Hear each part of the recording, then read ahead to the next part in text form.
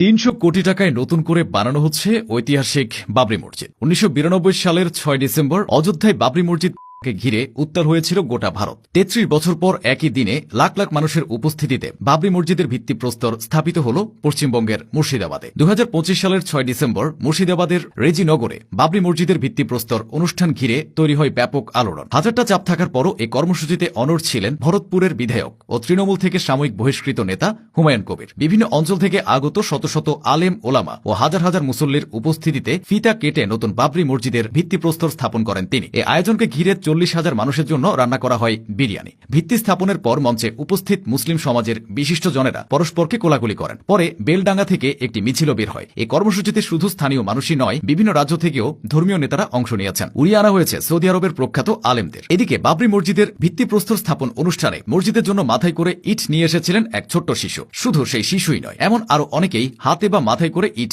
নিয়ে হাজির হন মুর্শিদাবাদের বেলডাঙ্গা ২ নম্বর ব্লকের ছেতিয়ানি এলাকায়। তারা চান তাদের দেওয়া ইটে তৈরি হোক নতুন বাবরি মসজিদ। সংবাদ মাধ্যমগুলো জানায়, এই অনুষ্ঠানে মানুষের ঢল এতটাই তীব্র ছিল যে ঘটনাস্থলে পৌঁছাতে প্রায় ৭-৮ কিলোমিটার হেঁটে আসতে হয়েছে উৎসুক মানুষের। ভিত্তিপ্রস্তর স্থাপনের নির্ধারিত সভাস্থলে পৌঁছে এ কর্মসূচির প্রধান হুমায়ুন কবির বলেন, মাত্র ৩ কাঠা জায়গার উপর এত বিরোধিতা সত্ত্বেও আমরা আজ ভিত্তিপ্রস্তর স্থাপন করেছি। ২৫ বিঘা জায়গার মধ্যে হাসপাতাল হবে, বিশ্ববিদ্যালয় হবে, পার্ক হবে। সম্প্রতি দলবিরোধী কর্মকাণ্ডের অভিযোগে এই মুসলিম নেতাকে তৃণমূল কংগ্রেস থেকে বহিষ্কার করা হয়। তৃণমূল কংগ্রেসের শীর্ষ নেতা ও কলকাতার মেয়র ফিরহাদ হাকিম বলেছেন, দলীয় শৃঙ্খলা ভঙ্গ ও উত্তেজনাপূর্ণ মন্তব্য করায় হুমায়ুন কবিরকে বহিষ্কার করা হয়েছে। প্রতিক্রিয়ায় হুমায়ুন কবির জানিয়েছিলেন, তিনি কোনোভাবেই বিচলিত নন। এর আগে মুর্শিদাবাদে বাবরি মসজিদ নির্মাণ নিয়ে কলকাতা হাইকোর্টে মামলা দায়ের করা হয়। মামলায় ডিভিশন বেঞ্চ কোনো হস্তক্ষেপ না করায় ভিত্তিপ্রস্তর স্থাপনে আইনি কোনো বাধা ছিল না। তৃণমূল কংগ্রেসের সাবেক নেতা হুমায়ুন কবিরও বলেছিলেন, বাবরি মসজিদ হবে, কোনো শক্তি এটা আটকাতে পারবে না। ভারতের উত্তরপ্রদেশের অযোধ্যায় ঐতিহাসিক বাবরি মসজিদ নিয়ে বহুকাল ধরে বিতর্ক চলে আসছে। বাবরি মসজিদের জায়গায় বানানো হয়েছে হিন্দুদের রাম মন্দির। বিষয়টি সেদেশের মুসলিমরা মেনে নিতে পারেনি, কারণ বাবরি মসজিদ ছিল মুসলিমদের জন্য একটি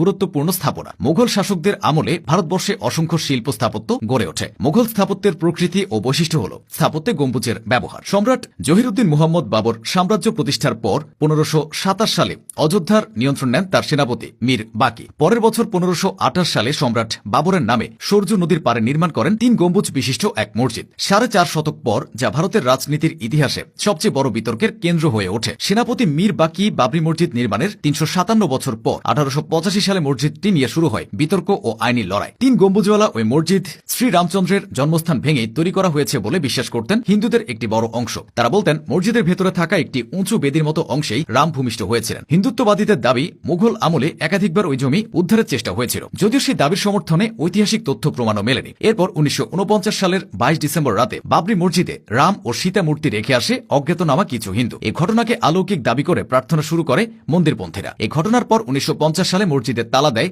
ভারতীয় আদালত। তখন থেকে অনেক কিছুর সূত্রপাত। ১৯৯২ সালের ৬ ডিসেম্বর একটি শোভাযাত্রা থেকে সহিংস হয়ে ১৬শ শতাব্দীতে নির্মিত এই মসজিদটি ভেঙে ফেলা হয়। তখন থেকে বহুবার নতুন বাবরি মসজিদ নির্মাণের কথা উঠেছে। অবশেষে তৃণমূল কংগ্রেসের সাবেক নেতা হুমায়ুন কবিরের মাধ্যমে সেটা এক ধাপ এগিয়েছে।